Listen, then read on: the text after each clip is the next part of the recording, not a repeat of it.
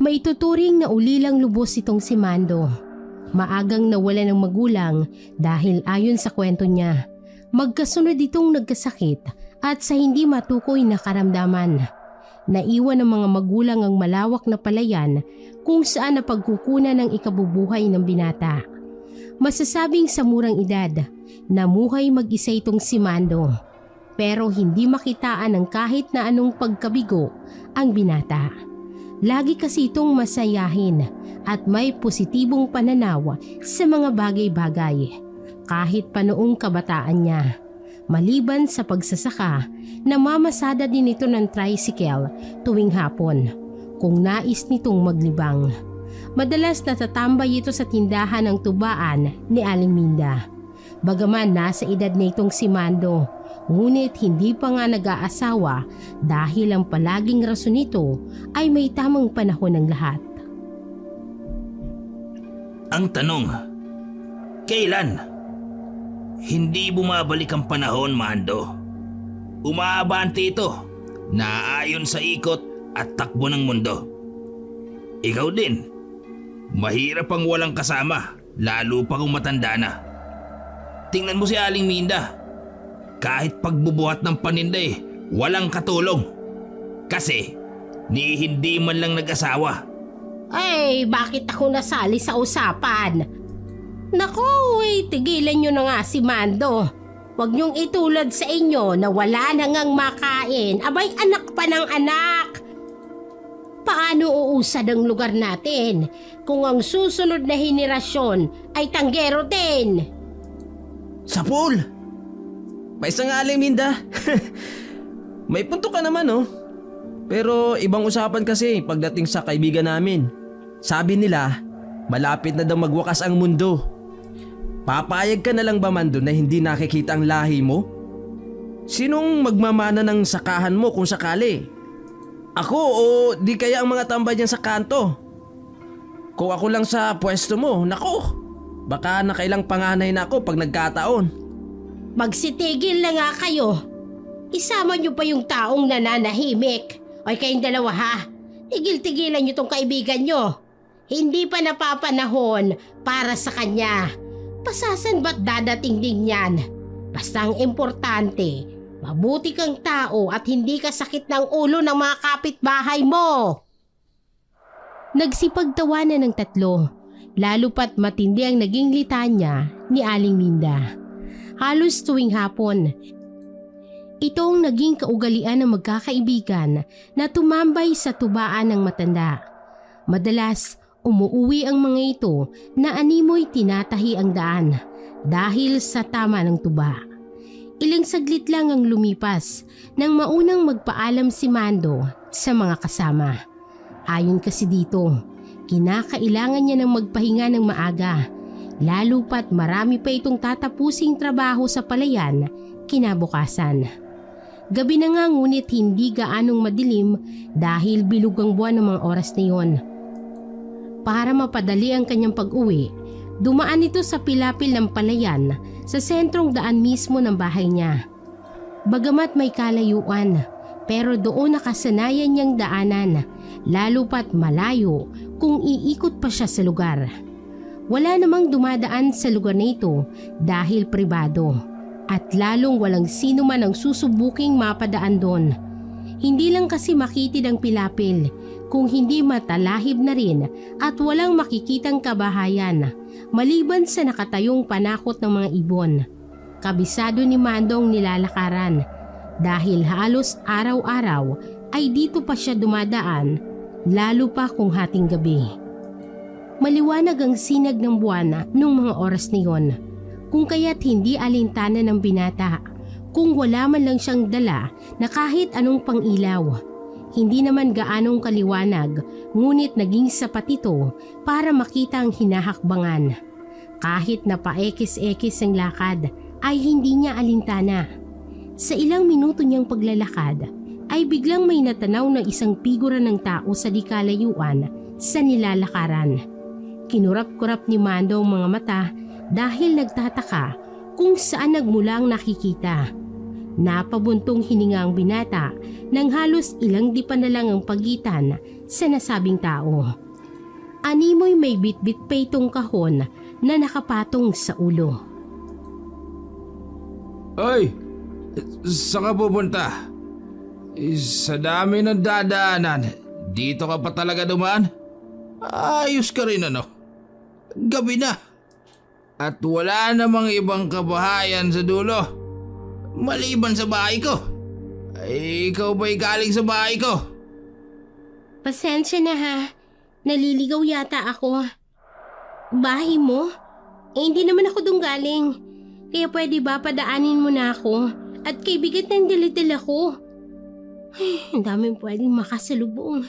Lasing pa talaga. Ay, babae ka pala. Miss, pasensya ka na ha. Nakaharang ba ako? Hindi naman ako lasing. Nakainom lang. Teka. Ano kasi yung dala mo ha? Naglayas ka sa inyo no? Nako, kayo talagang mga babae. Hindi maintindihan minsan. O siya. Paano yan? Ang liit ng daan. Hindi tayo kasya. May bit-bit ka pa. Saan ba punta mo? Hindi mo na itatanong eh. Lahat sa baryo na ito ay kilala ko. Maliban sa'yo. Pwede kitang tulungan. Ayaw pa sanang magsalita uli ni Marie. Ngunit mapilit ang naging tanong ni Mando. Naisip niya din na kinakailangan niyang matagpuan ang bahay ng tiyahin dahil nararamdaman niyang hindi ligtas ang paligid. Lalo pa sa lasing na nakasalubong niya. Alam niyang nasa paligid lang ang mga kapatid niya na tumulong para makatakas siya sa maling kasunduan ng kanyang angkan. Saglit siyang natigilan dahil nag-aalangan kung magpapatulong ba sa lasing. Pero wala siyang nagawa. Naging mapilit din si Mando na tulungan ng dalaga. Sino ba kasi yung hinahanap mo? Akin na yung dala mo, kababae mong tao, nagbubuhat ka ng...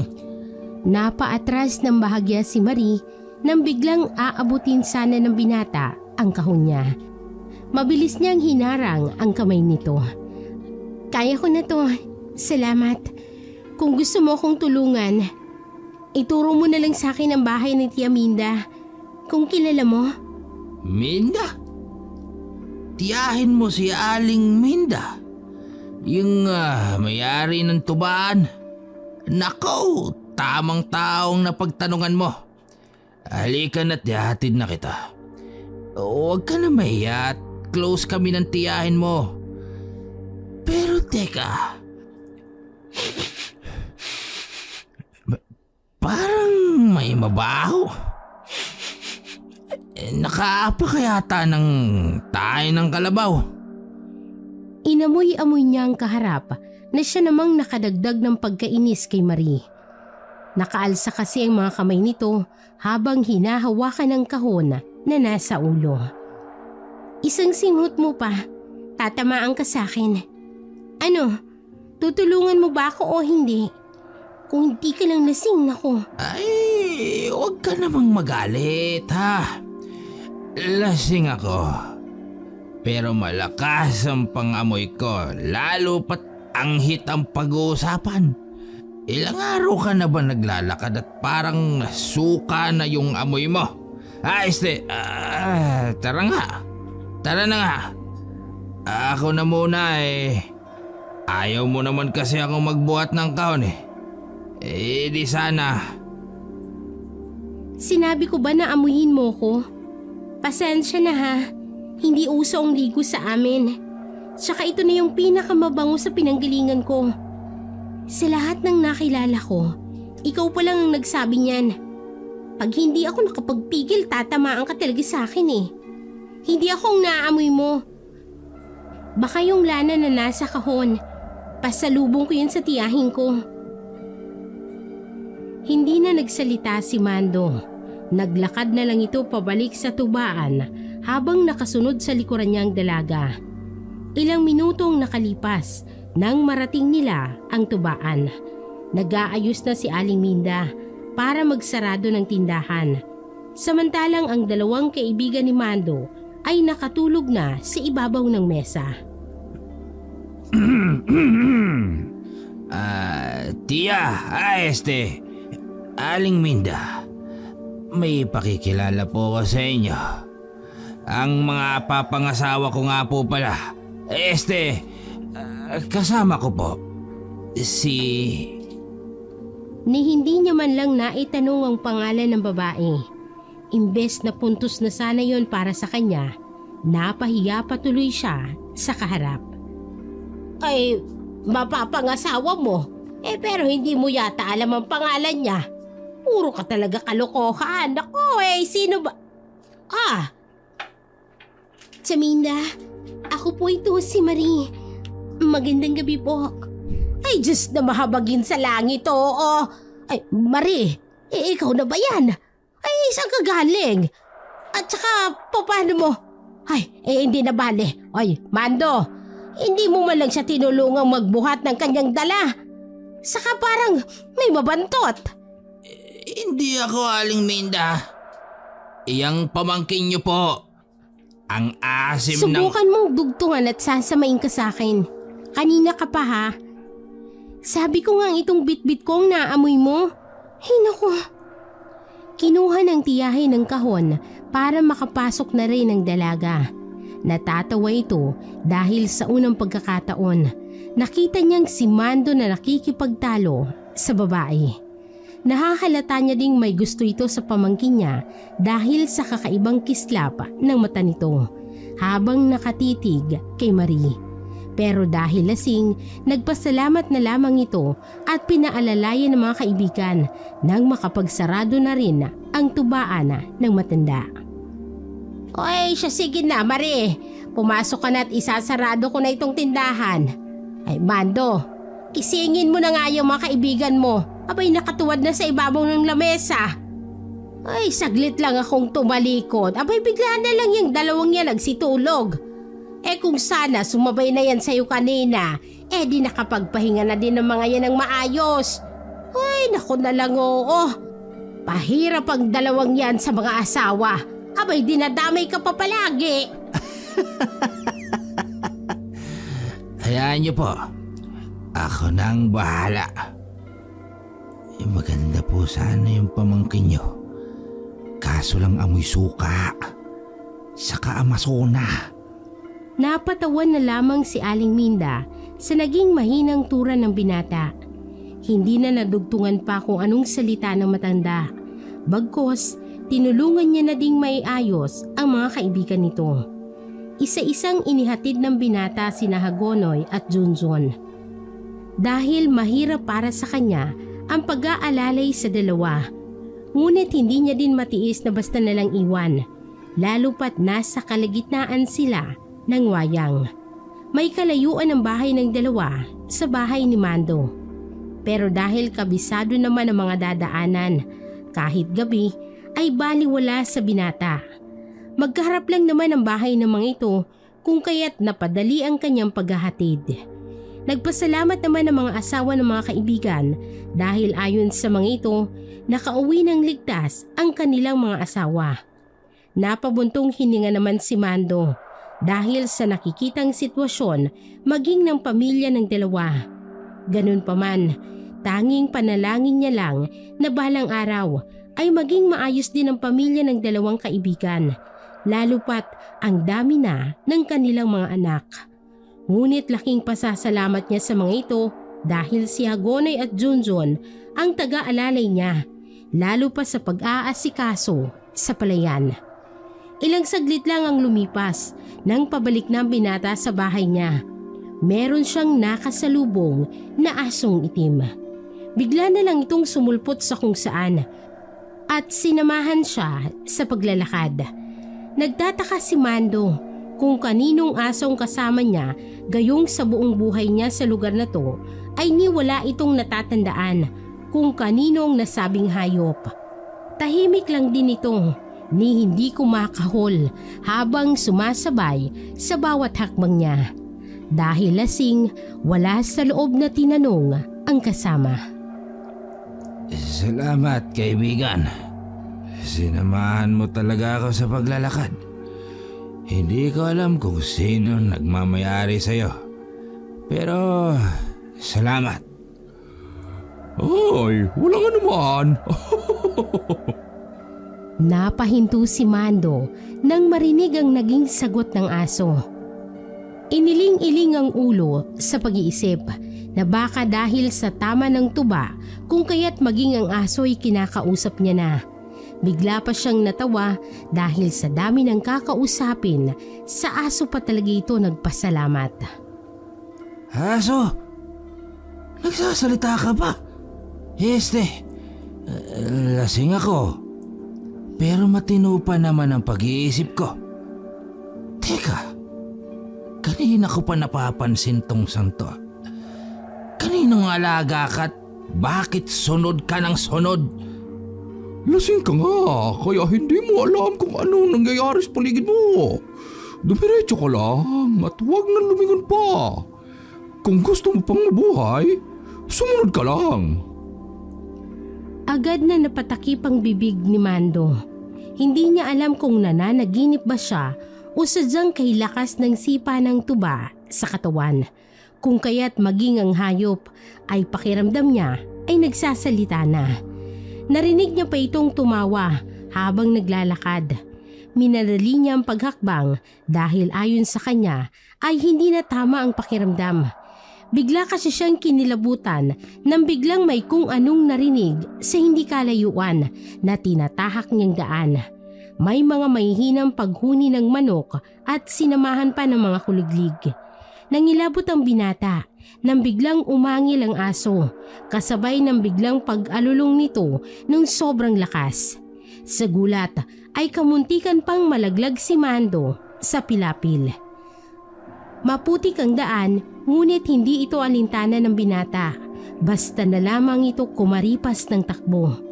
Minuto lang nang marating niyang bakuran ng bahay.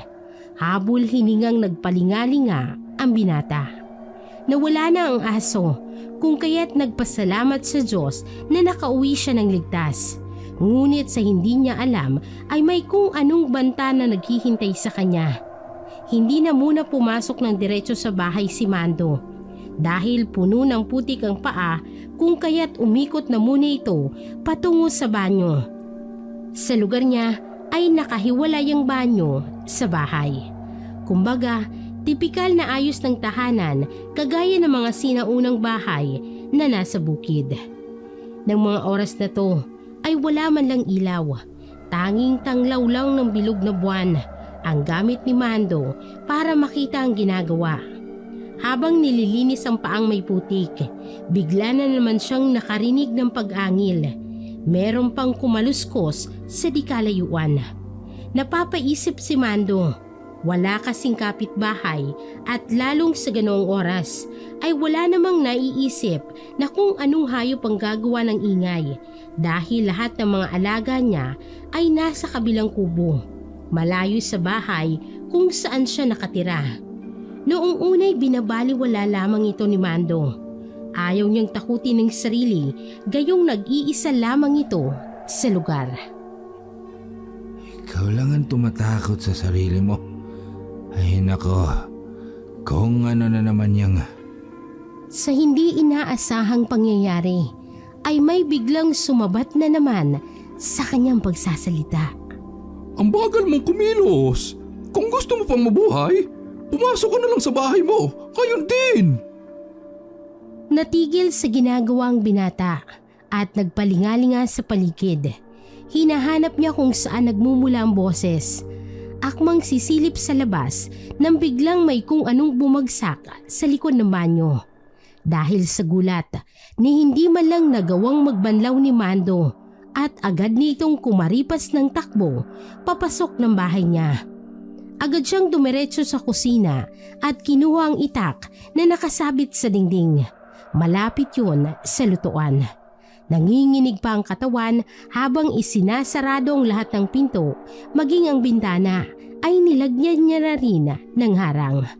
Ni hindi magawang magbukas ng ilaw ni Mando dahil sa takot, kung kaya't minabuti niya na lang na maghalukip-kip sa gilid ng mahabang upuan habang hawak ang itak. Buong buhay niya, doon pa lang siya nakaramdam ng sobrang takot dahil lamang sa mga tunog na hindi niya alam kung saan nagmumula at kung anong hayop ang gumagawa ng ganoong ingay. Ngunit pamilyar ang boses na narinig, pero hindi niya ito nakita. Dala ng pagod ay nakatulog na lamang si Mando na nasa gilid at hindi man lang nakapagbihis. Kinabukasan, tanghali na't nagising ang binata. Naalimpungatan nito nang biglang may tumatawag sa kanya. Si Junjun, ang kaibigan niya, nakatuwang sa pag-aasikaso sa kanyang palayan. Mando! Uy! Anong oras na? Diyos ko naman, kanina pa ako kumakatok. Abay tanghali na di ka pa yata gising, Mando. Aba, naparami din ata ang inom mo Nauna ka pa ngang umuwi sa amin ni Hagunoy Parang hindi maayos ang araw mo, pre At parang nakakunot yung mukha mo. May ita ka pang hawak-hawak. May kalaban ka ba? Ikaw pala pre. Pasensya na at parang hindi maganda ang gising ko. Nasobrahan yata ako ng inom kagabi. Kanina ka pa ba dyan? Eto? Wala to. Alam mo na, para kasing... Napahinto sa pagsasalita nang makita niyang naging ekspresyon ng kaharap. Nakakunot ang noon nito habang tinitingnan siya mula ulo hanggang paa. Biglang nahiya ang binata dahil doon niya palang napagtanto na hindi man lang siya nakasuot ng damit. Tanging salwa lamang. Naku, pasensya na Dala lang ng kalasingan kagabi kaya ganito ayos ko. Siya nga pala, nag-umpisa na ba kayong mag-araro? Ayusin mo muna ang sarili mo at sumunod ka na sa akin, pre. Marami tayong gagawin ngayon, lalo pat malapit na ang paglatag ng mga binhi. Kung ano man ang pinaggagawa mo sa buhay mo, Mando, sana isipin mo ang kahihinatnan. Hindi ikakatuwa ng mga magulang mo kung mapapabayaan mo ang lahat ng mga naiwan nila. Siya nga pala, parang may kung anong bagyo ang dumaan niya sa bahay mo. Maging ang bakod malapit sa banyo mo, sira. Ipatawag mo na lang si Dino para may makatulong ka sa pag-aayos, pre. Bakit kasi hindi pa mag-asawa yan? Tuloy walang taga-alaga. Matapos magsalita ng kaibigan, ay tumalikod na ito. Habang si Mando ay naiwang nag-iisip ng kung ano ang nangyayari. Bumuntong hininga na lamang ito at nag-ayos na. Hawak-hawak niya ang itak na nooy isinukbit niya na lang sa gilid ng pintuan. Bago sumunod kay Junjun, inayos niya muna lahat ng nasira. Hindi niya maipaliwanag pero parang may kakaiba siyang pakiramdam sa nangyayari. Nagluto na lang ito ng pagkain para maibahagi na din sa mga tumutulong sa kanyang palayan. Hindi na muna niya inisip ang mga nangyari noong gabi dahil sa loob niya ay dala lang yun ng kalasingan. Bago magtanghalian, naglibot ang binata para naman pakainin ang kanyang mga alaga. Nagulat si Mando nang madatnan niyang gutay-gutay ang mga alagang manok. Ni hindi niya matukoy kung anong may gawa. Ipinatawag niya si Junjun para magpatulong sa paglilinis ng lugar. Nalulumuman ay wala nang magawa ang binata. Parang may galit sa iyong gumawa nito Ilang taon ang mga alaga mo, dito mo lang yan nilalagay. At wala namang nakakadayo na kung anong mabangis na hayop. Lalo pat malinis naman ang paligid. Oo nga Kung anumang hayop ang lumapa sa mga alaga ko, pag nakita ko lang yan, babalatan ko rin ang buhay. Maghunos dili ka. Batid kong hindi hayop ang gagawa nito. Lalo pat, tingnan mo. Hindi naman kinain ng buang mga hayop. Pero sa kaso mo, parang nilapa, na parang gusto lang yatang paglaruan ng mga alaga mo. Natahimik si Mando habang iniisip ang nangyari noong nakaraang gabi. Ayon sa kanya, baka may kinalaman ang kung anumang nilalang na nakasalubong niya. Dagdag pa ni Mando, kahit masama ang loob at hindi man lang naproteksyonan ng mga alaga, mas pipiliin niya na lamang na ayusin ang mga ito, ni hindi man lang ito naglatag o naghayag ng mga nangyari sa kaibigan. Pinili nitong ilihim ang mga bagay-bagay na alam niyang magbibigay ng kilabot sa kaharap. Naiisipan niya na baka kung anong iisipin ni Junjun kung ilalahad niya ang mga naranasan, lalo pat nasa impluwensya siya ng tuba. Iilan na lang ang natitira sa mga alaga, kaya kinuha niya na lamang ito para ilipat malapit sa bahay. Sumang-ayon naman ang kaibigan dahil iniisip din ito na makakabuti na din kung malapit at nakikita niya. Nagpaiwan si Junjun sa lugar dahil ayon dito, kailangang maayos ang paglibingan ng mga patay na manok para hindi kumalat ang amoy sa hangin. Habang naglalakad pa uwi si Mando, nakasalubong niya ang isang lalaki. Hindi niya ito kilala. Dahil pribado ang nasabing lugar, hindi niya maiwasang magtanong kung bakit pumasok ang nasabing tao. Mawalang galang na po. Hindi po dito ang daan. Saka bawal pong pumasok ang hindi kilala sa lugar. Naliligaw po yata kayo. Ganun ba? Hindi ako naliligaw. Sinadya ko talagang pumasok sa lugar mo. Pagpasensyahan mo sana ang kapangahasan ko, pero may hinahanap akong tao. May mga bakas na dito nagtuturo, pero parang lumalabo pagdating sa gitna ng lugar. Napaisip si Mando kung anong bakas ang sinasabi ng kaharap. Paano nakikita ang kung anong bakas, gayong puro talahib ang pilapil, maging ang kabuuan ng lugar ay puro pananim. Maliban na lang doon sa bahay niya na nasira ng kung anong nilalang, lalo na ang likod ng kanyang palikuran. Hindi ko po alam kung anong hinahanap nyo. Pero nakasisigurado po ako, wala sa lugar na ito. Nakikita nyo naman po, puro mga pananim at wala pong daan dito. Ganito na lang. Napatigil sa pagsasalita si Mando nang makaamoy ng kakaiba. Napatingin sa kaharap na para bang may hindi mawari. Bakit kaamoy nito si Marie, ang babaeng tinulungan niya noong nagdaang gabi? Maayos naman ang kaharap, malinis naman itong tingnan, pero pakiramdam ni Mando ay may kakaiba, hindi lamang sa aura, kundi maging sa ginagamit nitong pabango. Parang may kaamoy ka. Subukan nyo pong lumabas sa lugar ko. Tapos magtanong-tanong po kayo sa baryo. Baka sakaling mahanap nyo po ang... Ni hindi niya natapos ang pagsasalita nang biglang tumalikod ang kaharap. Hindi man lang ito tumugon sa kung anong sinabi ni Mando. Maging ang binata ay pinili na lang ding tumahimik at sinundan ng tingin si Pulong. Wala siyang ideya kung bakit may ganoong tao na bigla na lamang pumapasok sa lugar niya nang walang permiso. Ganun pa man, inisip niya na lang na baka naliligaw. Pero hindi niya maiwasan ang magtaka, lalo pat ang lugar niya ang pinakadulong bahagi ng baryo. Kung may papasok man, ay sa mayor na daan yun magmumula, hindi iikot sa likod. Sa pagkakaalam niya, napakatarik ng daan at kahabaan ng kawayan ang madadaanan. Kung mula sa likod, papasok ang tao.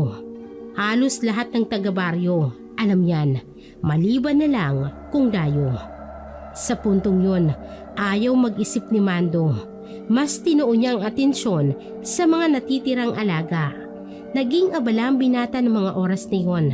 Marami kasing ginagawa si Junjun, kung kaya tanging si Mando lang ang nagkumpuni ng mga nasirang dingding ng palikuran. Hapon na mapagpasyahan niyang lumabas at dumaan sa tubaan ni Aling Minda. Gamit ang tricycle niya, Balak sanang kumustahin ang dalaga. Pero dahil maraming mga tanggero ng mga oras niyon, dumiretso na muna si Mando papuntang palengke. Iniisip niya lang muna na maghanap ng pasahero kunwari. Sa daan, nakasalubong niya mga kaibigan. Imbes na pasahero, mga pasaway ang naging sakay niya. Nagtatawanan pa ang mga ito habang pinapara ang tricycle ni Mando. Itong kaibigan natin parang may sariling mundo. Abay, kanina ka pa namin inaabangan ah. Tara sa tuba ni Aling Minda. Kilala mo si Rigor? Karawan niya daw ngayon eh.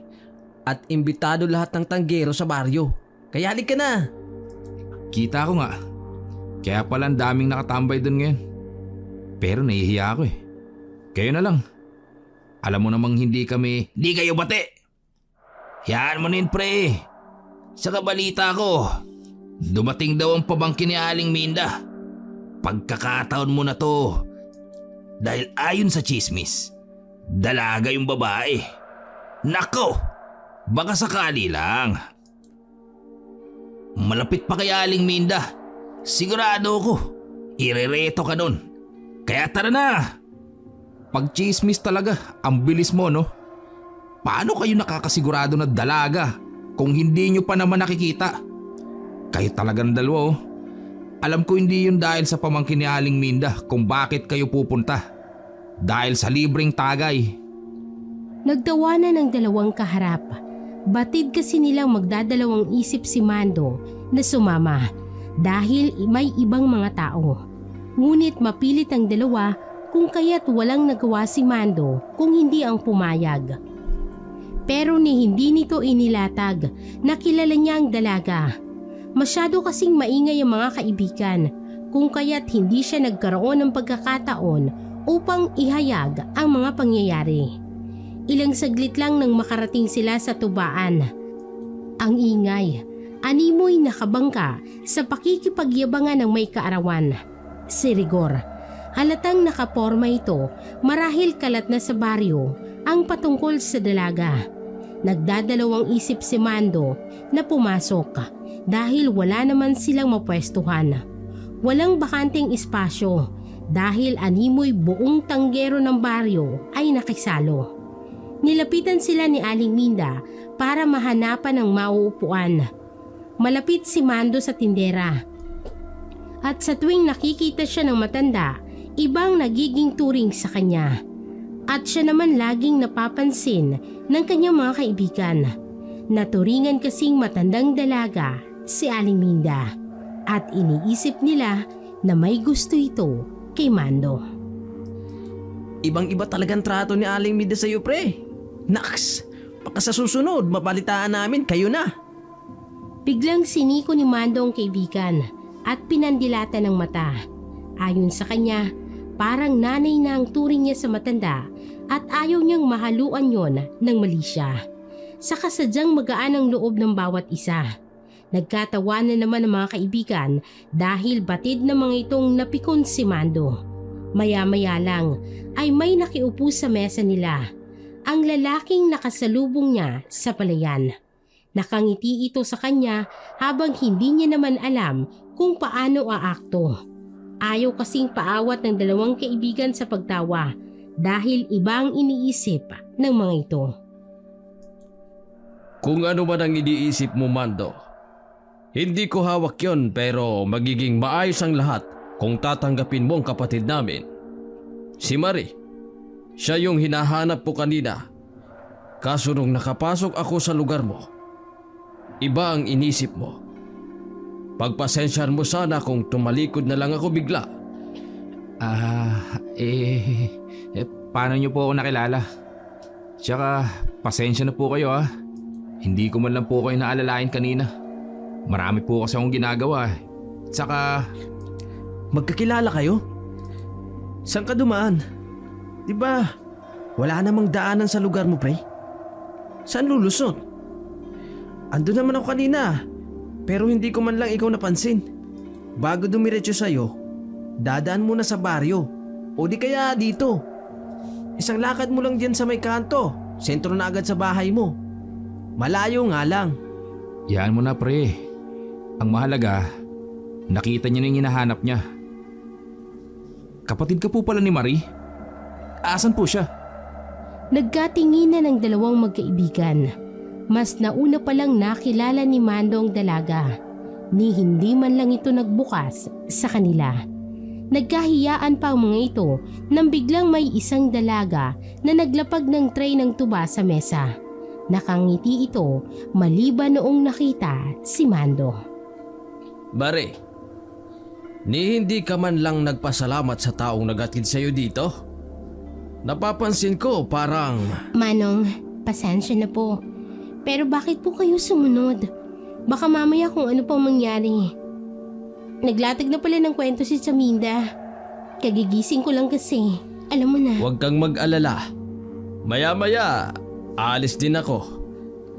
Sinigurado ko lang na maayos ka at syempre, hindi ang tiyahin mo ang naglatag sa akin, kundi si Uway. Naikwento niya ang patungkol sa taong nag-alalay sa'yo. Ang sabi pa, nagkaroon siya ng engkwentro dahil may nakasunod sa pagtakas niyo. Isa sa mga rason kung bakit din ako sumunod ay nais ko lang ding masigurado ang kaligtasan mo at ng Chaminda mo. Mainit pa ang sitwasyon at alam mo yan. Siya nga pala, alam mo naman sa tradisyon natin, Marie, sinisigurado lang namin na maayos ang lalaki, hindi kagaya ng… Nakangiti ito habang nagsasalita at nakatitig kay Mando ng makahulugan. Ramdam ni Puloy na may gustong binata sa kapatid at tanging ito lang ang naisip na solusyon sa problema ng kanilang pamilya. Ayaw nilang maikasalang kapatid sa pinuno ng mga ikik. Nang dahil sa isang kasunduan ng dalawang angkan ay nakompromisong kaligayahan ng kanilang nag-iisang kapatid na babae. Si Marie ang naging kabayaran sa pagkakautang kuno ng kanilang ama na hindi man lang ito sumangguni kung papayag ba ang pamilya. Kahit ang mga kapatid na dalaga ay tutol sa naging pasya ni Tandang Kemoy na kanilang ama. Ganoon pa man, wala silang magawa para suwayin ito. Bagkus, mas pinili na lamang nilang itakas si Marie sa mismong araw ng pag-aalay. Ilang saglit ang lumipas nang tinawag ni Aling Minda si Puloy. Nakikita kasi nitong pinaupo niya si Marie sa katabi ni Mando. Ngunit hindi pumayag ang dalaga. Bagkus, inilapag lamang ang hawak na tray at pumasok na din sa loob. Sa kabilang banda, ni walang kaalam-alam si Mando sa mga nangyayari, maliban na lang sa hindi maipaliwanag na kaganapan. Samantalang lihim na inuugnay ng mga kapatid ng dalaga kay Mando. Nagkaroon pa ng pagkakataong makausap ni Puloy si Aling Minda ng palihim patungkol sa magiging plano. Nung unay nagdadalawang isip ang matanda kung aayon ba siya sa pamangkin. Pero dala ng paglalatag ng mga dahilan ni Puloy ay hindi nagtagal. Nagpahayag na rin ang tiyahin. Nasa loob sila ng tindahan. Nag-uusap sila habang si Marie nag-aayos ng mga gamit ng mga oras na yun. Ayaw kasi ni Puloy na marinig nito ang anumang magiging plano. Lalo pat hindi nakakasiguro si Puloy kung sasang-ayon din ba ang dalaga. Nakikita ko na magiging maayos si Marie kung sakaling si Mando ang makatuluyan niya. Tsak, kinakailangan lang nating mapapayag ang dalawa. Kung siguro, pag nakita ni Tandang Kimoy na maayos na si Marie, baka sakaling matigil na ang lahat ng kahibangan niya. Naturingan siyang ama, pero hindi niya iniisip ang kinabukasan ni Marie. Nandoon na ako, Puloy. Hindi ba delikado kung sakaling mapapayag natin si Mando? Alam niyo naman, ni walang kaalam-alam ang binata sa kung anuman. Kilala ko ang binata at alam kong mabibigyan niya ng magandang buhay ang kapatid niyo. Pero ang tanong, paano kung sumugod ang angka ng mga ik-ik? Baka hindi niya kayanin. Biglang nahinto sa pag-uusap ang dalawa nang pumasok si Mando. Sa di sinasadyang pagkakataon, nagkasabay pa sila ni Marie sa pagpasok sa pinto kung saan nagkauntugan pa ang ulo ng dalawa. Napatingin naman sina Aling Minda at Puloy ng makahulugan. Napangiti pa ng bahagya si Puloy nang makita ang reaksyon ni Marie habang kaharap si Mando na sapo ang noo. Wala ka bang mata? Tsaka bakit ka pumasok? Tigas ng ulo mo ha? Chang, awatin niyo ako. Mabubugbog ko na talaga to. Iihi lang naman sana ako eh. Nandito ako sa iyong daan. Pasensya ka na kung hindi kita napansin. Pero ngayon, masasabi ko na ang ganda pala ng mga mata mo. Hindi alintana ng binata na may mga kaharap sila. Nagkasikuhan pa ang magtiyahin dahil batid nilang bagay ang dalawa. Samantalang biglang may sumigaw ng mga lasing na kasama ni Rigor. Nagwala sa labas dahil nagkaroon ito ng kasagutan sa kabilang lamesa. Ilang minuto lang ang nakalipas nang biglang nagsipulasan ng lahat dahil nasapian ng kung anong demonyo ang mga lasing at pinataob ang lamesa. Samantalang pinapasok ni Mando si Marie habang si Puloy ay lumabas at umawat sa mga lasing. Ni hindi nakaihi si Mando at akmang aawat sana nang biglang pinagsusuntok ni Puloy ang nag-aamok dahil ayon dito ni hindi man lang nirespeto ang tiyahin niya na may-ari ng lugar. Nagsitakbuhan ng iba ngunit si Rigor ay humarap kay Puloy habang nagsasalita ng pagbabanta. Dayo ka lang dito at parang kung sino kang umasta. Tandaan mo ang mukhang ito. Biglang uminit ng gusto ang ulo ni Puloy dahil sa narinig. Biglang bumagang kanyang mga mata at hinawakan niya sa kwelyo ng damit si Rigor at iniangat sa lupa. Talagang bastos ka. Hoy, kahit sino ka pa, hindi ako natatakot. Baka gusto mong ihiwalay ko ang ulo mo sa katawan mo. Kasabay ng biglang paglabas ng pangil nito na tanging si Rigor lang ang nakakita. Sa takot at pagkabigla, naihi ito sa pantalon. Halimaw ka! Aswag! Anak ng Diablo! Tulog! Tulungan niyo ako! Dahil sa nangyari ay nagulat ang lahat. Nagkatinginan pa ang mga tanggerong nakapalibot sa kanila at biglang itinulak ni Puloy si Rigor. Agad naman itong bumangon at animoy hindi alam kung saan tatakbo. Nagsisisigaw pa ito na siya namang pumukaw sa atensyon ng mga taong nakapalibot sa lugar. Ngunit kay bilis magpalit ng mukha ni Puloy. Ibang mukhang naipakita niya sa mga taong sumugod. Maayos ito, napakagwapo ng itsura. Lumapit si Hagonoy at Junjun kay Puloy na sobrang napahanga sila nito dahil sa galaw na hindi nila inaasahan. Nako! Paano mo nagawa yung pre? Ang lakas mo! Biruin mo? Tinapon mo yun ng walang kahirap-hirap? Tsaka halimaw yun. Sa ganyang kagwapong lalaki. Sa susunod, turuan mo din kami ng mga galaw mo. Nag-appear pa ang dalawa habang natutuwa sa kaharap. Lumabas na din sina Aling Minda at Marie. Nagtulungan silang ayusin ang lugar. Samantalang nagtawag naman ng kakampi si Rigor dahil parang nababaliw na ito dulot ng mga nakita. Halos lahat ng makasalubong na sinasabihan niyang may aswang sa tubaan ni Aling Minda. Sumugod ang ibang kabaryo na may bitbit pang mga itak. Aba, ano bang aswang sa lugar ang pinagsasabi mo, Rigor? Nakita niyo din ba dito? Natigil sa pagsasalita si Junjun nang makita si Puloy. Napatingin siya rito na animoy sinusuri ang kabuuan ng tinuturong aswang. Akmang lalapit pa nga nang bigla naman siyang inawat ni Mando. Mga bisita sila ni Aling Minda at wala naman silang ginagawang masama. Si Rigor ang unang naghanap ng gulo dahil lasing na. Umawat lang itong si Puloy kasi halos maubos na nilang sirain ang mga gamit dito. Kung tutusin nga, siya dapat ang sabihan na anak ng Diablo eh. Oo nga, sila ang nag-umpisa ng gulo. Tapos nung inawat na sila, masama na ang tao? Buti na lang nandito si Puloy. Kung wala, di kung ano-ano na sigurong nangyari sa amin. Kilala nyo naman kung malasing si Rigor. Parang umaakit sa ulong kayabangan. Wala talagang maidudulot na tama ang pag-iinom. Kaya ikaw, Rigor, huwag masyadong magpagabi. Umuwi ka na. Hindi mo kayang dalhin ng sarili mo.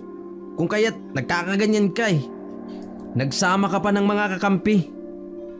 Hindi na ituloy ni Junjun ang sasabihin nang bigla niyang nasipat na may kakaibang asong pumasok sa bahay ni Aling Minda.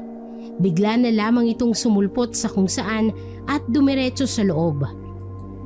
Hindi nila ito napagtuunan ng pansin dahil abala sila sa pag-aayos sa mga nasirang gamit. Aling Minda, may alaga ka pong aso? May nakita akong itim na aso na pumasok sa loob eh. Aso? Ay saan? Abay wala naman. Saan naman manggagaling niyang asong yan? Abay kay dami natin dito. Nagkatinginan ng magkapatid. Alam nilang si Oway ang pumasok. Isa sa mga kapatid ni Marie na nag-aanyong aso. Lalo pa kung nasisinaga ng buwan. Ni hindi na muna nila pinansin. Bagkus, hinarap na muna nila ang mga taong nakikiosyoso. Para matapos ang usapan, kinausap ni Mando ang lahat at ipinaliwanag ang nangyari. Maayos namang tinanggap ng mga taong paliwanag ng binata dahil ayon sa mga ito, wala naman nakitang kung ano sa lugar. Ilang sandali pa, nagsiuwian na ang lahat maliban sa magkakaibigan.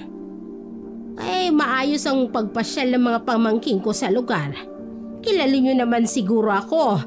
Matagal na akong naglalatag ng paninda dito. Siguro naman, hindi ako magdadala ng kahit sino para lang ikapahamak ng lugar. Ang pagtitinda ng nakakalasing ay isa na ring uri ng hindi magandang gawain. Aling Minda, nararamdaman ko. Minsan na hindi talaga maganda sa katawan ang pag-inom. Pero kung kagaya naming tatlo ang tanggero, syempre, pampalipas oras lang talaga ang gusto namin. Sa iba naway, hindi magdadala ng kung anong problema sa baryo natin. Alam nyo naman kadami ng makabataan dito, Aling Minda.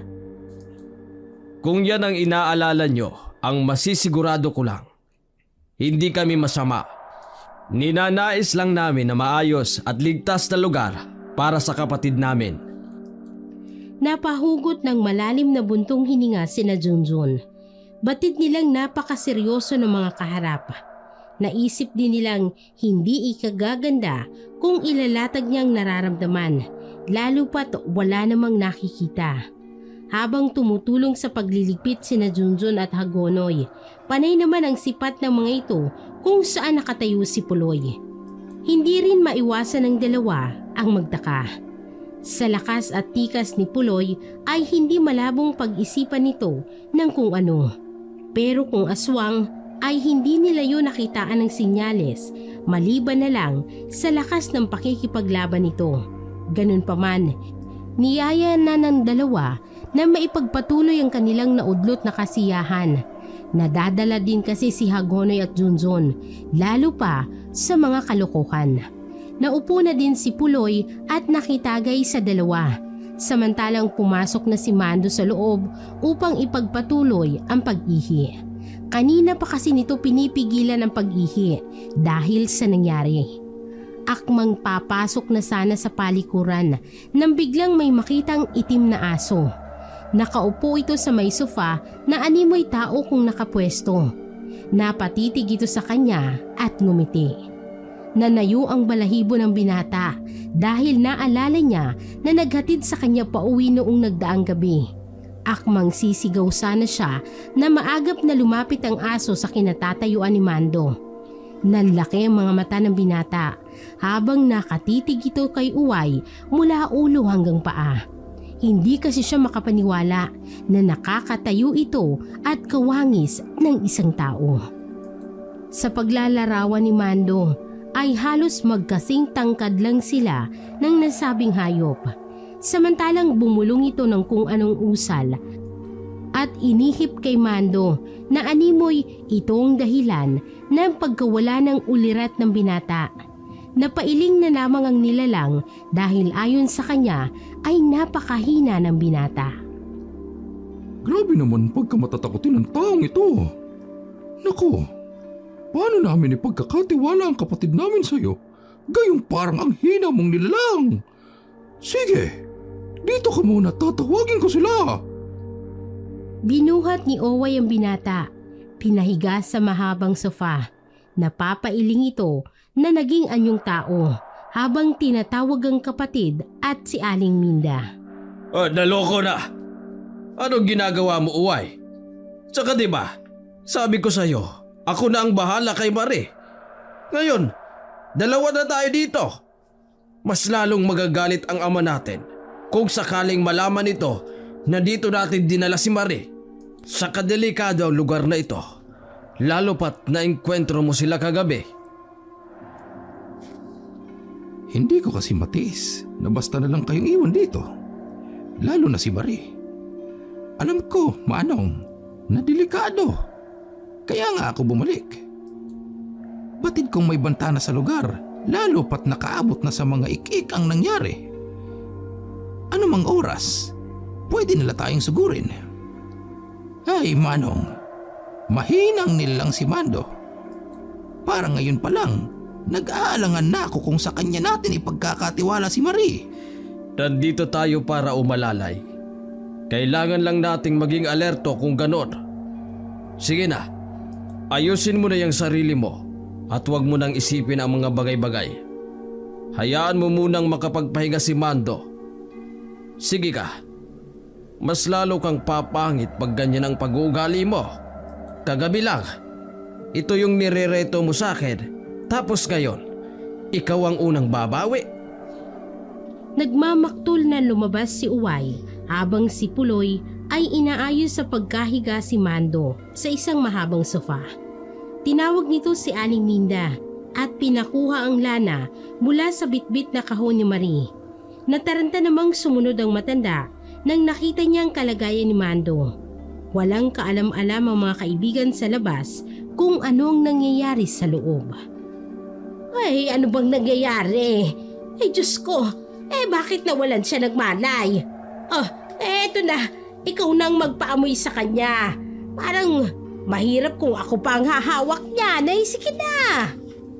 Ang lana ay nasa silyadong boting maliliit. Ito'y gamit ng mga aswang hindi lamang sa pagpapalit ng kanilang anyo, kundi nakagagamot din ito lalo na kung sinasabayan ng pag-uorasyon ng isang nilalang na maalam sa gamit. Nagagamit din ito pang sabulag upang maitago ng mga nilalang ang kanilang tunay na anyo. Pinaghalong laway at mga ugat ng kung anong halaman ang napapaloob sa bote. Nagbibigay din ito ng proteksyon sa sinumang nagtatangan para maaswang man o tao. At minsang nagagamit itong panggamot sa kahit anong sakit na nagmumula sa mga aswang. Walang ano-ano'y nagbukas si Puloy ng isa, kasabay ng pag-ihip ng mahinang usal bago pinaamoy kay Mando. Bigla namang napaubong binata nang malanghap ang nakakasulasok na amoy mula sa bote. Iminulat niya ang mga mata habang inaalala ang mga nangyari. Ayos ka lang ba, Mando? Ano ha? Saan ba masakit? Ano ka ba naman kasi? Ano bang nangyayari sa'yo? Bakit ka ba nawala ng malay? Masakit po ang sentido ko. Pero parang sisikmurain po ako dahil sa amoy ng... Lana, masasanay ka din saka hindi na ako magpapaligoy-ligoy pa, Mando. Ang nakita mo kanina at ang umalalay sa'yo kagabi ay kapatid namin. Ang totoo, sa malaking angka ng mga gabunan kami nagmula. Pero hindi kami ang lahing basta na lang kumakatay ng tao. May mga pagkakataon lang na kinakailangan namin kumatay ng mga iniaalay. Madalas, hindi tao kundi mga hayop.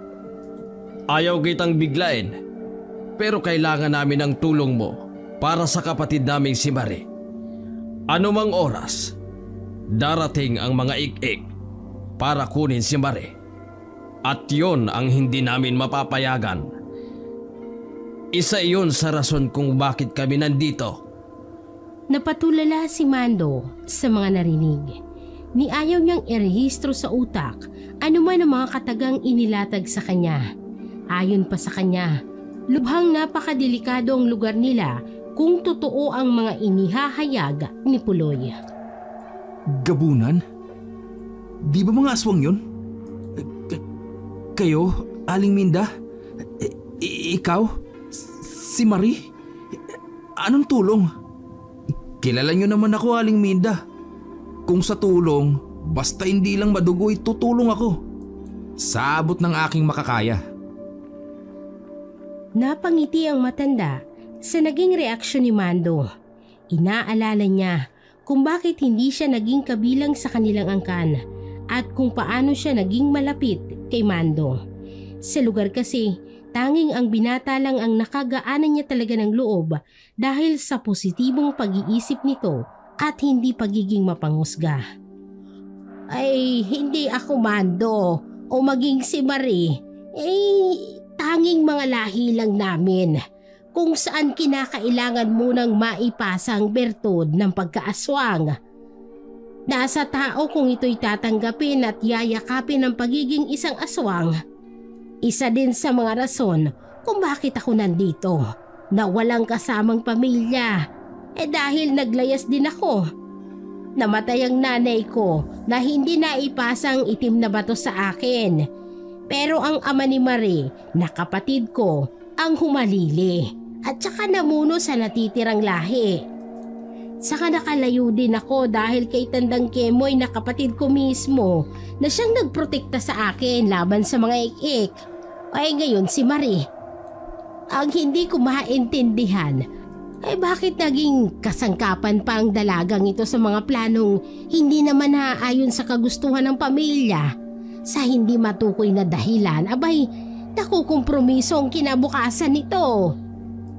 Kay haba ng usapan na to, Mando, at malalim ang pinanggagaligan ng rason, nasa sayo nakasalalay ang kaligtasan ni Marie.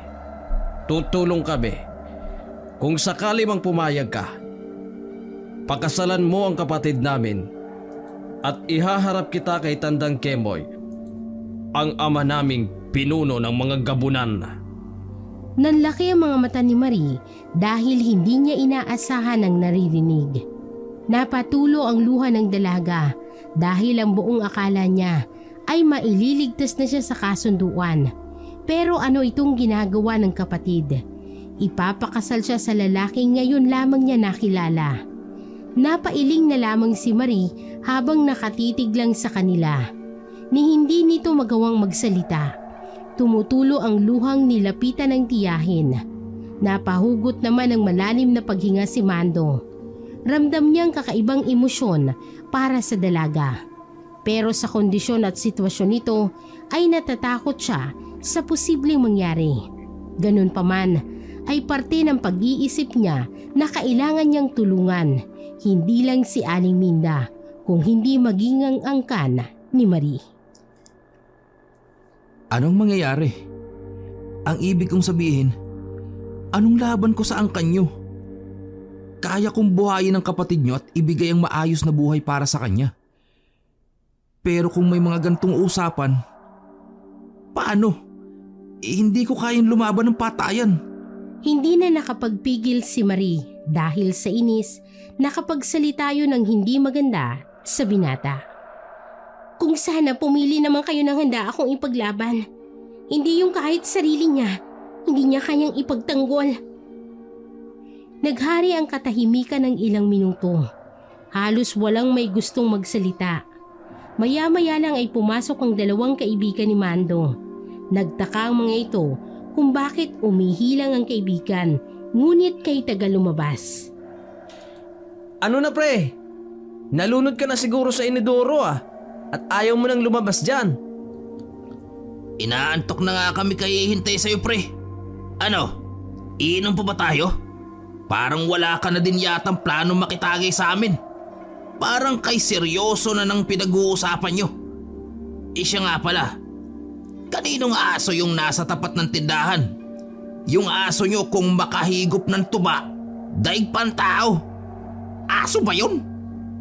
O lasing na tayo? Ano pre, yun. Nagkatinginan ng lahat. Si Oway ang tinutukoy ni Hagonoy. Kakaibang nilalang ito na madaling sabi ay tuwing sisikatan ng buwan ay nagiging malaking itim na aso. Lahing gabunan sila pero ang kahibaan niya sa mga kapatid ay ang pagkontrol sa pagpapalit ng kanyang anyo. Ilang sandali pa ang lumipas nang lumabas si Marie upang awatin ang kapatid. Inabisuhan niya din ito na umuwi na at hindi ligtas para sa kagaya niya ang lugar. Hindi naman makapaniwala ang dalawa na si Marie ay kinakausap ang isang hayop. Suntukin mo nga ako, pre. Sino ang lasing sa amin? Ako o si Marie? Pati aso. Aso. Para kasi siyang tao. Biglang nabaling ang tingin ni Oway kay Junjun. Napangiti ito ng bahagya na animoy hindi makapaniwala si Junjun sa nakikita. Kung ito ba ay hayop na parang tao kung kumilos. Tara na, sabayan na lang natin ang aso. Ayaw mo nun? May kasama tayo. Ayaw kasi ni Mando. Aba, mauubos na natin tong laman ng mga galon. Wala sa loob na naglatag din ng galon ng tuba si Puloy. Ayon pa dito, itutuloy nilang naudlot na tagayan. Bago maghating gabi ay nailatag na ni Puloy ang naging rason bakit sila napasok sa lugar. Nagsitawanan naman sina Junjun at Hagonoy na animoy hindi makapaniwala sa kung anong istoryang inilalatag ng kaharap. Ang akala ng dalawa dahil sa tama ng tuba kung bakit nakakapagkwento si Puloy ng hindi ka panipaniwalang kwento. Aswang? Kung may aswang, sana matagal na kaming kinain o di kaya kinatay.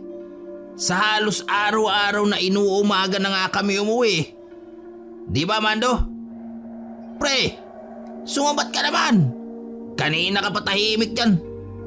Nabaling ang atensyon ni Junjun sa mga kalalakihang papunta sa kinauupuan nila. Nakahilera ito at nakasuot ng itim na balabal. Pre, may bisita pa yata si Aling Minda. Aba, parang ayos to ah. Nakapustura pa talaga sila. Oo nga no. May karibal na si Mando kay Marie kung magkataon. Sabay tawang dalawa na animoy hindi alam kung anong nangyayari sa paligid. Sa kabilang banda, tumayo si Puloy at pinapasok si Marie at Aling Minda. Alam niyang tauhan ni Tandang Kemoy ang nakikita nila. Pinatayo niya si Oway na nooy napadami na ng inom ng tuba. Nung unay iilan pa lang, nang bigla na lang animoy nagsulputan ng mga kawal na nagmamatsa palibot sa tubaan. Kasunod noon, ang kanilang ama na animoy galit na galit. Sinalubong naman ito ni Puloy at kasabay ng pagbibigay ng respeto. Yumuko dito sa matanda. Ipagpatawad ninyo, Ama. Kinakailangan lang naming proteksyonan si Marie. Ayaw namin siyang mapunta ng ganon-ganon na lang. Lumabas si Aling Minda habang maluha-luha ang mga mata. Sa haba ng panahong pagtatago niya, ngayon niya lang ulit nasilayan ang mukha ng kanyang kapatid. Kahit nasa kakaibang anyo ito, ngunit mababakas ang kalungkutan sa mukha ni Tandang Kemoy. Patawarin ninyo ako kung naging kasangkapan ang kapatid niyo. Ngunit para sa ikaayos ng lahat ang gagawing sakripisyo ni Marie. Pero batid kong magiging walang kwenta kung ama kung ang gugustuin ko lang ang masusunod. May pagbabanta sa parte ng mga ik-ik kaya sumunod na kami. Higit kanino man, hindi gugustuhin ng isang ama na mapapahamak ang mga anak. Hindi nyo na po ipipilit ang kagustuhan nyo? Kung ipipilit ko ba, may mangyayari ba? Kita mo nga, pinagtutulungan niyo pa ang magkakapatid na itaka si Marie dahil ang ibig sabihin nun, mas nangingibabaw ang pagmamalasakit niyo sa kapatid kaysa sa angkan nating na kompromiso. Napasabat si Mando na nooy nasa gilid at nakikinig lang sa kanila. Bakit hindi na ilatag ng maayos ano man ang naging problema? Tama naman ang mga anak niyo po ah. Kahit ako po, hindi ko gugustuhin maialay sino man sa mga kadugo ko. Napakunot ng noong matanda. Nagsenyas ito sa mga nasasakupan na ilapit sa kanya si Mando. Sino ka para maglatag ng opinyon? Ano ang iyong nalalaman? Natahimik si Mando na parang napahiya sa naging tugon ng matanda. Nagsisisi kung bakit pa siya nakisali. Samantalang nagsagawa ng malawakang pagbabantay ang mga tauhan ni Tandang Kemoy. Ayon dito, ito na lang ang paraan para mailayo ang anak sa maling pagpapasya. Maghahating gabi na ng mga oras na yun. Samantalang si Junjun at Hagonoy ay nagsitulog na naman sa ibabaw ng lamesa dahil sa sobrang kalasingan. Hindi alintana ng mga itong nangyayari sa paligid. Habang ang lahat ay naghahanda, nakihanay na din si Mando. Gusto niya ding patunayan kay Marie na kaya niya itong ipagtanggol. Nagpalingali nga siya sa mga nakahilerang may mga balabal na itim para mapabilang. Hinubad niya ang suot na damit at ginawang pangsaklob sa ulo at muka. Masasabing malaki din ang katawan ni Mando dahil batak din naman ito sa trabaho, pero hindi ito marunong manungtok ng kung sino. Ilang saglit ang lumipas nang biglang may nagsisigaw. Bumalik na pala si Rigor at nag-uumpisa na naman itong magwala nang masipat niya mga taong nakapalibot sa tindahan. Inakala niyang nagtawag ng bantay si Aling Minda para sa pagbabalik niya. Nagsukbit pa ito ng itak at nagsuot ng anting-anting na iniyayabang pa niya sa harap ni Puloy at Tandang Kemoy na nooy nakatayo mismo sa bungad ng lugar. Akala nyo, matatakot nyo ako ng ganon-ganon na lang? Ala! Sige! Ngayon nyo ipakita sa akin ang pagkaswang nyo! Nagtawag pa tala kayo ng kakampi! Akmang sisigaw pa sana ito para manghingi ng saklolo sa mga kapitbahay nang bigla itong hilahin ng isa sa mga tauhan ni Tandang Kemoy. Nooy nasa figura ito ng pagkagabunan. Nanlilisik ang mga mata ng nilalang habang naghudyat itong sasakmalin si Rigor. Wag, ibaba mo siya. Hindi yan masarap. Kasi puno ng tuba ang utak dyan. Hindi tayo kakain ng karning galing sa isang tanggerong kagaya nito. Nawala ng malay si Rigor dahil sa sobrang takot. Binuhat nila ito at inilapag sa lamesa kung saan nakahilata si Junjun at Hagonoy. Naglalaway pa ang dalawa habang humihilik. Samantala, hinila ni Marie si Mando papasok sa tindahan. Ayon sa dalaga ay hindi yun oras para magtapang-tapangan. Bakit ka nakahanay sa kanila? At ang ayos mo? Isuot mo nga ng maayos ang damit mo. Akala mo naman kay ganda ng katawan mo ah. Malapit na ang paglabas ng mga ik-ik. Kaya huwag mong ilagay ang sarili mo sa sitwasyon na pagsisisihan mo. Ang mga kasama mo, mga aswang yun. At sigurado ako na hindi ka niyan uunahing iligtas kung sakali. Baka sila pang lalapa sa iyo oras na mawalan sila ng kontrol. Matino pa yan sila kasi nasaan yung tao pa. Lasing ka rin ba? Parang ubi ba yatang ihip ng hangin? Salamat. Pero gusto ko lang din patunayan sa'yo na kaya kitang ipagtanggol. Handa akong mamatay para sa'yo, Marie. Napatahimik ang dalaga habang si Aling Minda naman ay napangiti. Ngayon ay sigurado na sila na nagkakagustuhan na ang dalawa. Kaya para may depensa si Mando, tinanggal ni Aling Linda ang balabal na nakabalot sa kahon ng mga lana. Itinali niya ito sa binata dahil ayon sa kanya, magagamit yun pang proteksyon ni Mando. Kumuha din ito ng maliit na bote ng lana at inilagay sa bulsa ng binata. Ay, kung ayaw mong magpapigil at gusto mo talagang tumulong, ihaplas mo ito. Malaki ang maitutulong nito sa'yo para hindi ka madaling magapi ng mga ik-ik. Tandaan mo lang, hindi madaling patayin ang mga nilalang na sumasamba sa demonyo. Ang mga ik-ik ay hindi lumilipad. Bagkus ay nakatihaya dito sa lupa. Mahirap din silang mapatay. Kinakailangang ihiwalay ang ulo nila sa katawan. Maraming salamat po, Aling Minda. Pero ang baho po ng lana. Natigil sa pagrireklamo si Mando nang makita niyang naghaplas na rin si Marie ng lana. Baliwala dito ang amoy, bagkus alam niyang sa pamamagitan nito mapoprotektahan ang sarili. Maging si Aling Minda ay hindi alintana ang anumang masangsang na amoy sa nasabing gamit. Napalunok pa ng laway si Mando dahil sa nakakadiri itong tingnan.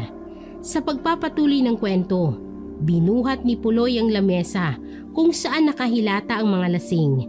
Naiisip din ito na baka kung anong mangyari sa labas at madamay ang mga tanggero. Maya-maya lang nang biglang may naghagis ng kung ano. Gumulong ito papunta sa harap ni Tandang Kemoy. Naging hudyat yun ang pag-uumpisa ng malawakang pakikipaglaban ng aswang kontra aswang. Nangilabot si Mando nang marinig ang sunod-sunod na alulong ng malalaking aso habang nakikita niya kung paano magpalit ng anyo ang kaninalay nakahilerang tauhan ni Tandang Kemoy. Umatras ka, Mando! Balik doon sa loob! Bantayan mo ang kapatid ko at huwag mong hayaang makuha siya ng mga ik-ik. Kahit pa iniisip ni Mando ang magtapang-tapangan, hindi pa rin mawala sa sistema niyang matakot. Lalo pa nang animoy nagkakataya ng mga nilalang na nasa gilid lang nila. Nakikita niya kung paano tinatanggalan ng ulo ng mga gabunan ang mga ik-ik. Yung iba'y nilalapa ng mga ito, habang ang iba naman animoy papel na hinahati ng mababagsik na gabunan. Hindi niya inaasahan ang ganoong pangyayari. Lalo pa sa buong buhay ni Mando ay hindi pa ito nakaranas ng ganoong katinding labanan. Hindi niya alam kung ano ang mararamdaman ng mga oras na yun. Lalo pa noong biglang may humablot sa kanya. Tinamaan siya ng kalmot habang biglang lumabas si Marie upang alalayan siya. Buong pag-aakala niya ay maililigtas siya sa bingit ng kamatayan dahil nagaplas na siya ng pamproteksyon. Hindi pala. Maaaring makatulong yun upang madepensahan ang sarili niya. Pero kailangan niyang maging agresibo at matapang. Lalo na hindi basta-bastang nilalang ang kaharap nila. Ay naku, hindi pa tayo kinakasal. Parang mabubiyuda na agad ako. Huwag puro yabang. Lakasan mo ang loob mo. Ay Mando, huwag ka nang lumabas. Hayaan mo na sila. Kaya na nila Puloy yan. Hindi ka kagaya nila kaya huwag ka nang magtapang-tapangan. Naiisip ni Mando na may punto ang mga kaharap kung kaya't umupo na muna ito habang nilalapatan ng unang panglunas ang sugat niya. Naririnig nila ang mga pag-angil at pag-alulong ng mga aso sa paligid. Minuto lang ang nakalipas nang biglang tumahimik ang labas. Nagkatinginan ng tatlo at inisip na tapos na. Napasilip si Aling Minda nang bigla siyang mapasigaw nang makita ang kapatid na gumagapang habang inaapakan ang pinuno ng mga ikik. Alam na alam niya ang figura nito dahil minsan niya itong naging kasintahan. Lumabas si Aling Minda, daladalang mahabang itak. Nakita niyang iilan na lang mga tauhan ng kapatid ang nakatayo. Samantalang si Puloy at Uway ay nasa gilid na puno na ng kalmot. Huwag! Nakikiusap ako! Ako na lang ang kunin mo! Huwag lang ang kapatid ko! Patawarin mo sana ako kung tinalikuran kita! Patawad! Napatitig ang pinunong ik-ik kay Aling Minda. Nanlisik ang mga mata nito at animoy na pabulala sa mga katagang ikinagimbal ng matanda. Inilahad nito ang rason kung bakit nagkaroon ng kasunduan. Dagdag pa ng pinuno ng ik-ik na kung sana'y hindi siya niloko ni Aling Minda, hindi aabot sa kung anong kasunduan ng lahat. Akmang lalaslasin nito ang ulo ni Tandang Kemoy nang biglang may tumaga sa bandang likuran niya. Akmang lilingon pa sana ito na mabilis na kumilos si Aling Minda upang tagain ang nilalang sa liig. Dahil nilamon ng galit at takot ang matanda, kung kaya't lahat ng nararamdaman nito ay itinuon niya sa pagtagasan nilalang. Ni hindi nakaporma ang pinuno ng mga ikik na isa-isa ding nagsilapitan ang mga natitirang gabunan upang lapain siya. Nagsisigaw pa si Aling Minda habang wala sa sarili na pinagtatataga. Inawat naman ito ng kapatid nang makita niyang lasog-lasog na ang katawan ng ik-ik. Tama na! Minda! Tapos na! Ni hindi makapaniwala si Mando sa ginawa ni Aling Minda. Inalalaya naman ni Maria ang mga kapatid na noon ay hindi na gumagalaw dahil sa mga tama sa katawan. Iilang tauhan ni Tandang Kemoy ang naglinis ng lugar. Ayon sa kanila, hindi dapat maabutan ng umaga ang mga gutay-gutay na katawan ng mga ikik dahil kung magkataon, malalantad sa mga tao ang lahing kanilang iniingatan. Pinahiga na muna ng magkapatid sa loob habang hinahaplasan nito ng lana ni Marie. Umiiyak ito dahil natatakot sa pwedeng sapitin ng mga kapatid. Samantalang nakaupo si Aling Minda sa labas katabi si Tandang Kemoy. Tumutulo ang mga luha habang humihingi ng tawad. Doon isinalaysay ni Tandang Kemoy ang lahat. Naging magkasintahan pala ang pinuno ng mga ik-ik at si Aling Minda. Ngunit nagbago ang naging pasya nito noong hindi niya kayang tanggapin ang pagiging isang aswang. Tinakasan niya ang lahat at ang naging kapalit ay isang kasunduan sa pagitan ng dalawang angkan. Si Maria magiging kahalili dahil hindi matanggap ng pinuno ng mga ik-ik ang nangyari. Noong unay nagapi na sila pero dahil inilatag ang kasunduan kung kaya't pumayag ang kabilang angkan. Hindi aabot sa ganito kung naging maayos ang pagpapasya ko. Patawarin mo ko, Tandang Kemoy, pati na ng mga anak mo. Nadamay sila ng dahil sa akin. Tapos na, Minda. Ano man na nangyari, wala tayong masisisi, kundi tayo lang din. Walang kapatawaran sa angkan ng mga ik-ik ang ginawa natin. Pero nangyari na nangyari. At hindi na yun mababago pa. May pag-asa pa para ituwid ang pagkakamali. Pero sa ibang paraan. Tandang Kemoy, tatanggapin niyo kaya ako bilang magiging asawa ni Marie? Imbes na tutulo na sana ang luha ni Aling Minda, bigla itong natawa dahil sa wakas, naging matapang si Mando sa paglalahad ng kanyang tunay na hangarin. Mag-uumaga na ng mga oras na yun at tanging pangiti lang ang naging tugon ng matanda. Kinaumagahan, hindi pa gaanong magaling si Poloy at Oway. Mababakas pa sa mga katawan nito ang mga tama at natamo sa nagdaang labanan. Maging si Mando ay may marka din ito pero nadadala sa pagpahid ng lana. Nagising ang tatlo na nagkagulatan sa ibabaw ng lamesa. Biglang tayo si Junjun at Hagonoy nang makitang may hawak pang itak si Rigor. Mukha itong hangaway sa ayos na parang kung sinong matapang. Tumayo ito at sumigaw. Ano? Akala nyo maluloko nyo ba kami? Mga lahi kayo na! Napatigil sa pagsasalita niya nang bigla siyang binatukan ni Marie na nooy asar na asar dahil nakakabulahaw ang boses nito. Kay aga-aga, ano bang problema mo? Kung mga aswang niyang kaharap mo, kagabi pa lang nilapa na kayo. Tarantadong tuwa. Tapang-tapangan pero niwala ka namang ibubuga.